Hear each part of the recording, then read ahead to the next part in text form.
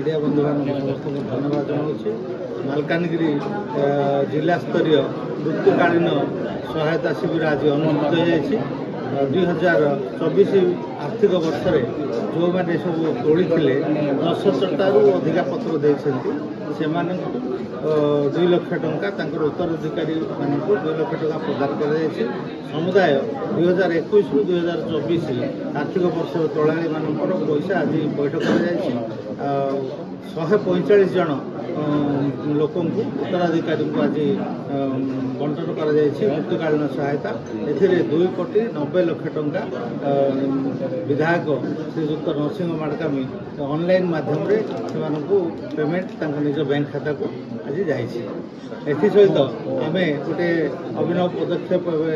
आमर सरकार नहीं जे सामूहिक विकास एवं व्यक्ति विशेषर विकास गोटे कार्यक्रम स्किल डेवलपमेंट प्रोग्राम वर्तमान आरंभ होती तेंदुपत्र तोलाणी मानकर माने निजर संपर्क लोक एवं निजे एवं अन्य जनसाधारण जदि से निजर कौन स्किल बाबद निजक ट्रेनिंग देवाक चाहते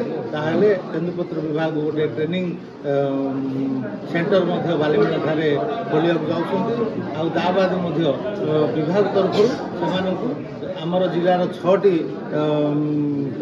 दक्षता विकास शिविर अच्छी से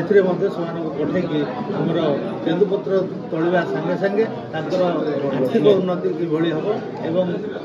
निजर विकास किभली हम प्रचेषा रही।